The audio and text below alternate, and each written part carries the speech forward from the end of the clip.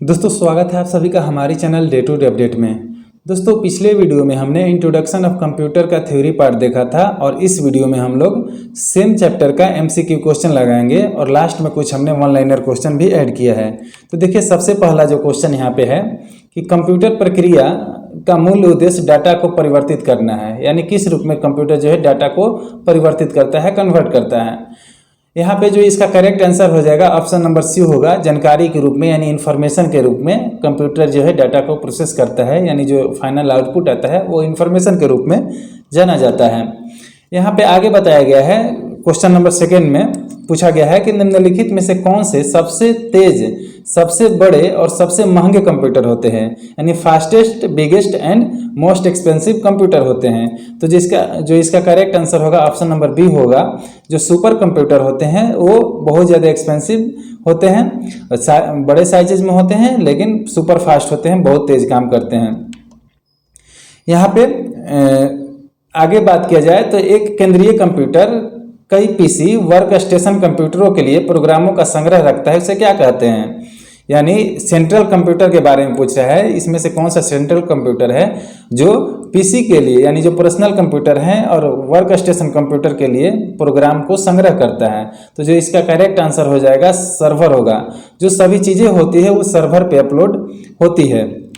आगे यहाँ पे बात किया जाए कि पर्सनल कंप्यूटर को आपस में जोड़कर एक डैश बनाया जा सकता है। तो जो पीसीज होते हैं उनको आपस में जोड़कर क्या बनाया जा सकता है? तो इसका करेक्ट आंसर सी होगा, नेटवर्क होगा। ओके, तो बहुत सारे पर्सनल कंप्यूटर को आप अगर जोड़ देते हैं, साथ में ऐड कर देते हैं तो उसे आप नेटवर्क बोलिएगा।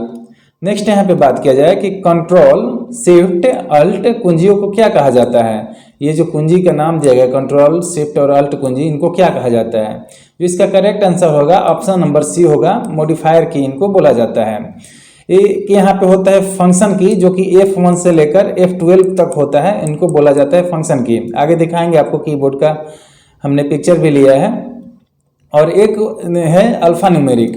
अल्फा न्यूमेरिक में जैसे कि कुछ यहाँ पे अल्फा हो गए, अल्फ़ाबेट हो गए, और न्यूमेरिक में जैसे डिजिट हो गए। तो अल्फ़ाबेट और डिजिट का जो कॉम्बिनेशन होता है उसे अल्फा न्यूमेरिक बोलते हैं। और जो एडजस्टमेंट दिया है ये कोई भी कंप्यूटर कीबोर्ड में की नहीं होता है, इसलिए नहीं होगा। जो करेक्ट आंसर होगा मॉडिफायर की होगा, जो कि कंट्रोल, शिफ्ट और अल्ट होता है। यहाँ पे आप फोटो देख सकते हैं, ये जो है फंक्शन की का एग्जांपल है, F1 से लेकर F12 तक। जो यहाँ पे पूछा गया मॉडिफायर की वो है कंट्रोल, विंडो, अल्ट और शिफ्ट, ये की के बारे में यहाँ पे पूछा गया है। और जो अल्फ़ाबेट है यहाँ पे, ये जो कीवर्टी कीबोर्ड देख रहे हैं, ये अल्फ़ाबेट यहाँ से लेकर यहाँ तक, और ये जो डिजिट है ये डिजिट बोल दीजिए, या फिर यहाँ पे भी डिजिट है न्यूमेरिक का, तो इनके कॉम्बिनेशन को अल्फा न्यूमेरिक की बोलते हैं। नेक्स्ट क्वेश्चन की बात किया जाए तो भारतीय वैज्ञानिकों द्वारा विकसित सुपर कंप्यूटर है, तो कौन सा सुपर कंप्यूटर पहली बार भारतीय वैज्ञानिकों द्वारा विकसित किया गया था? जो इसका करेक्ट आंसर होगा ऑप्शन नंबर ए होगा, परम सुपर कंप्यूटर होगा। परम सुपर कंप्यूटर का विकास जो है सीडेक पुणे के द्वारा किया गया था। सीडेक का फुल फॉर्म होता है centre for development of advance computing. 1991 में इसका किया गया था स्थापना, परम सुपर कंप्यूटर का। ओके, सीडेक का हेडक्वार्टर कहाँ पे है? तो पुणे, महाराष्ट्र में इसका हेडक्वार्टर है। वहीं पे बात किया जाए, इनसे रिलेटेड एक साइंटिस्ट है जिनका नाम है विजय भटकर, तो उनका जो है सुपर कंप्यूटर के विकास में महत्वपूर्ण योगदान था। और क्या थे? तो वो एक इंजीनियर थे, वैज्ञानिक थे और कंप्यूटर विशेषज्ञ थे जिन्होंने सीडेक की स्थापना की थी। तो अगर पूछ दे कि सीडेक की स्थापना किसने किया, तो विजय भटकर ने किया था। सीडेक का हेडक्वार्टर कहाँ है? तो पुणे, महाराष्ट्र में है। परम सुपर कंप्यूटर का विकास किसने और कब किया? तो सीडेक संस्था द्वारा 1991 में किया गया था। नेक्स्ट यहाँ पे क्वेश्चन की बात किया जाए, क्वेश्चन नंबर 8 की, इनमें से कौन संगणकों से संबंधित नहीं है? मतलब कौन से कंप्यूटर से रिलेटेड नहीं है? तो यहाँ पे जो करेक्ट आंसर होगा वो पेंसिल होगा। जो पेंसिल वर्ड है वो कंप्यूटर से रिलेटेड नहीं है। यहाँ पे जो बीट है वो कंप्यूटर की सबसे छोटी यूनिट है, बीट, जिसमें कि यहाँ पे एक बाइट में पढ़े होंगे आप, एक बाइट में 8 बीट होते हैं। ओके, तो सबसे छोटा यूनिट जो होता है कंप्यूटर का वो बीट होता है। एक बाइट में 8 बीट होता है, ये पूछा भी जाता है क्वेश्चन। जो बाइनरी होता है वो एक प्रकार का लैंग्वेज होता है जिसमें 0 और 1 से जो है संख्या ये डिनोट होता है, 0 1 लैंग्वेज होता है ये बाइनरी लैंग्वेज। कंप्यूटर का ये लैंग्वेज है। कंप्यूटर इसी बाइनरी भाषा को ही समझता है और प्रोसेस करता है। और माउस तो आपको पता है, माउस कंप्यूटर का पार्ट है। तो जो इसका करेक्ट आंसर होगा ऑप्शन नंबर सी होगा, पेंसिल इससे रिलेटेड नहीं है। आगे बात किया जाए क्वेश्चन नंबर 9 की, तो एक डेस्कटॉप कंप्यूटर को भी जाना जाता है, माने डेस्कटॉप कंप्यूटर किस रूप में भी जाना जाता है? इसका करेक्ट आंसर होगा पर्सनल कंप्यूटर। जो डेस्कटॉप कंप्यूटर होता है वो पर्सनल कंप्यूटर में ही आता है। आगे बात किया जाए, कंप्यूटर डाटा जमा करते हैं, जिसका अर्थ है कि वे यूजर्स को यानी उपयोगकर्ताओं को डैश डाटा करने की अनुमति देते हैं। कंप्यूटर डाटा को गैदर करते हैं यानी इकट्ठा करते हैं। इसका मतलब क्या है कि यूजर को वो क्या अनुमति देते हैं? तो डाटा को इनपुट करने का अनुमति देते हैं, यानी डाटा आप उसमें डाल सकते हैं जिसे कंप्यूटर गैदर करके यानी इकट्ठा करके रखता है। तो इसका जो करेक्ट आंसर होगा ऑप्शन नंबर डी होगा, इनपुट। नेक्स्ट बात किया जाए, जब आपका कंप्यूटर अचानक काम करना बंद कर देता है तो उसे क्या कहा जाता है?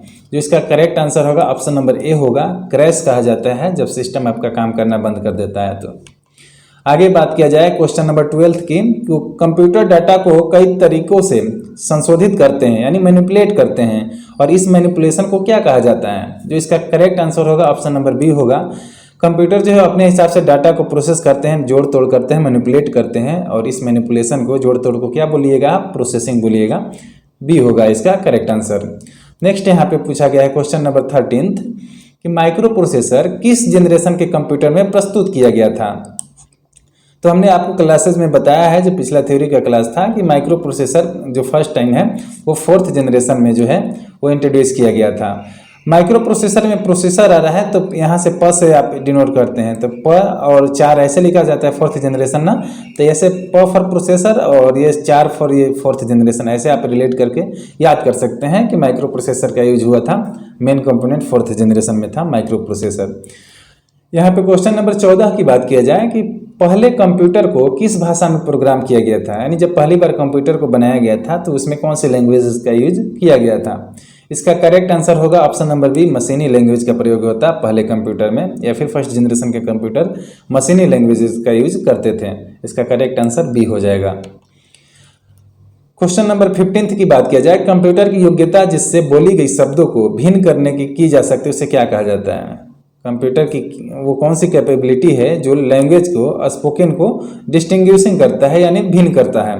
तो वो इसका जो करेक्ट आंसर हो जाएगा वो सी होगा, ऑप्शन नंबर वॉइस रिकॉग्निशन, या फिर आवाज़ पहचान बोलते हैं उसको। बोली गई शब्दों को, यहाँ से आप देख सकते हैं, बोली गई शब्दों को भिन्न करने के जो कैपेबिलिटी है कंप्यूटर का, उसे आवाज़ की पहचान बोलते हैं, वॉइस रिकॉग्निशन बोलते हैं। नेक्स्ट यहाँ पे बात किया जाए, सभी कंप्यूटरों में यह होना चाहिए, इनमें से कौन सा जो है वो सभी कंप्यूटरों में होना ही चाहिए, वो अनिवार्य है? जो इसका करेक्ट आंसर होगा ऑप्शन नंबर बी होगा, ऑपरेटिंग सिस्टम होगा। कोई भी कंप्यूटर हो उसमें ये ऑपरेटिंग सिस्टम जो है रहना जरूरी होता है। ये जो है हार्डवेयर और सॉफ्टवेयर के बीच के पुल का काम करता है, एक कड़ी का काम करता है, क्योंकि जैसे कि कंप्यूटर में जो भी पार्ट होते हैं जो हार्डवेयर होते हैं, और जो सॉफ्टवेयर आप उसमें इंस्टॉल कीजिएगा वो किस रूप में कार्य करेगा, किस पे कार्य करेगा, तो उसका जो बेसिक जो फंक्शनलिटी वगैरह जो देखता है वो ऑपरेटिंग सिस्टम है। इसलिए सभी कंप्यूटर में, यहाँ तक कि मोबाइल में भी ऑपरेटिंग सिस्टम होना ही चाहिए। मोबाइल भी एक तरह का पर्सनल कंप्यूटर ही आता है, आपको पता होना चाहिए, पर्सनल कंप्यूटर ही होता है मोबाइल भी। तो उसमें भी एंड्रॉयड होता है, एंड्रॉयड ऑपरेटिंग सिस्टम, या फिर एप्पल में iOS ऑपरेटिंग सिस्टम होता है। तो ऑपरेटिंग सिस्टम सभी जो कंप्यूटर है उसके लिए अनिवार्य घटक है। यहाँ पे क्वेश्चन नंबर 17 की बात किया जाए, कंप्यूटर की मौलिक कार्यों में कौन सा नहीं है, कौन सा जो है कंप्यूटर का बेसिक फंक्शन नहीं है? तो एक्सेप्ट एंड प्रोसेस डाटा, ये तो है, प्रोसेस करता है, डाटा को एक्सेप्ट करता है, आप इनपुट देते हैं और डाटा को प्रोसेस करते हैं, तो ये तो सही है। यहाँ पे ऑप्शन नंबर सी है, प्रोसेस डाटा, ये भी सही है, डाटा को प्रोसेस करता है, डाटा को स्टोर करता है, स्टोरेज में रखता है। जो इसका करेक्ट आंसर होगा ऑप्शन नंबर बी होगा, जो डाटा को जो टेक्स्ट को स्कैन करने का इसका बेसिक फंक्शन नहीं है। कंप्यूटर का बेसिक फंक्शन ये टेक्स्ट को स्कैन करने का नहीं है, इसलिए correct answer option number B होगा। यहाँ पे क्वेश्चन नंबर 18 देखिए, और ये एमसीक्यू का लास्ट क्वेश्चन है, इसके बाद में आपको कुछ वन लाइनर क्वेश्चन देखने को मिलेगा। बताया गया है कि इसमें general purpose computer are use for, मतलब सामान्य उद्देश्य जो कि कंप्यूटर का उपयोग किया जाता है जनरल पर्पज के लिए, उसमें क्या है? अकाउंटिंग करना यानी लेखा करना, एक छोटे डेटाबेस बनाना creating a small database, option C है गणना करना नहीं कैलकुलेशन करना, और ऑप्शन डी है उपरोक्त सभी। तो इसका correct answer option number D होगा, उपरोक्त सभी, क्योंकि सभी जो वर्क है ये करता है कंप्यूटर, गणना करना, डेटाबेस बनाना और अकाउंटिंग करना। यहाँ से कुछ वन लाइनर क्वेश्चन है। पहला है कि आधुनिक डिजिटल कंप्यूटर के पिता किसे माना जाता है, तो चार्ल्स बेबेज को माना जाता है, ये हमने बताया है पहले आपको थ्योरी में। पहले पीढ़ी के कंप्यूटर निम्नलिखित में से किस आंतरिक स्मृति के लिए उपयोग करते थे, यानी फर्स्ट जनरेशन के जो कंप्यूटर थे उसमें मेन कंपोनेंट क्या था, तो हमने बताया आपको वैक्यूम ट्यूब। जैसे कि फर्स्ट को आप कैसे लिखिएगा, ऐसे लिखिएगा फर्स्ट, और ट्यूब आपको बनाना हो तो कैसे बनाइएगा, ऐसे, एक सेकेंड, ट्यूब बनाना हो तो ऐसे ही फर्स्ट जैसा बनाइएगा, तो ऐसे ही डिनोट समझ जाइए कि एक फॉर पहली जनरेशन और ट्यूब फॉर पहली जनरेशन का मेन कंपोनेंट, तो ऐसे रिलेट करके आपको याद करना है। दूसरी पीढ़ी के कंप्यूटर की विशेषता क्या थी, तो दूसरी पीढ़ी को क्या बोलिएगा, टू बोलिएगा, और टू फॉर ट्रांजिस्टर, तो ऐसे आप इसको याद रख सकते हैं कि सेकेंड जनरेशन के जो कंप्यूटर थे उसका मेन कंपोनेंट ट्रांजिस्टर था। यहाँ पे पूछा गया है कि तीसरा पीढ़ी के कंप्यूटर की विशेषता क्या थी, तो जो थर्ड जनरेशन के कंप्यूटर थे उसमें क्या आया था, पहली बार आईसी को इंट्रोड्यूस किया गया था, इंटीग्रेटेड सर्किट का यूज किया गया था। ओके, नेक्स्ट यहाँ पे बात किया जाए, चौथी पीढ़ी के कंप्यूटर किससे जुड़े हुए हैं, तो माइक्रो प्रोसेसर से। ये हमने बताया है आपको, प फॉर प्रोसेसर, और ऐसे चार ऐसे लिखा जाता है ना प जैसा, तो इसलिए ये माइक्रो प्रोसेसर ऐसे रिलेट करके आप याद कर लीजिए, चौथी पीढ़ी का मेन कंपोनेंट माइक्रो प्रोसेसर था। फिर पूछा गया क्वेश्चन कि कौन सी पीढ़ी के कंप्यूटर की विशेषता है जिसमें कृत्रिम बुद्धिमत्ता यानी एआई को, जिसे आर्टिफिशियल इंटेलिजेंस बोला जाता है, उसको और सुपर कंडक्टर्स का उपयोग होता है। तो जो पांचवी पीढ़ी है उसमें एआई को इंट्रोड्यूस किया गया है। नेक्स्ट यहाँ पे इंटेल द्वारा प्रस्तुत पहला माइक्रो प्रोसेसर कौन सा था, तो इंटेल द्वारा पहला जो माइक्रो प्रोसेसर है वो इंटेल 4004 बनाया। इंटेल 4004 जो है माइक्रो प्रोसेसर बनाया गया था पहली बार। इंटेल जो है अमेरिकन बेस्ड एक कंपनी है। ओके, तो यहाँ से ये जो है कंप्लीट होता है आपका सेशन, और उम्मीद है कि ये क्वेश्चन सभी आपको पसंद आए होंगे। तो आप वीडियो को शेयर कर दीजिए जो भी आपके पास में व्हाट्सएप और टेलीग्राम ग्रुप है, ताकि और भी लोग इसको देखें और हम भी मोटिवेट हो पाएँ और आगे अच्छे कंटेंट क्रिएट करने के लिए। Thank you so much.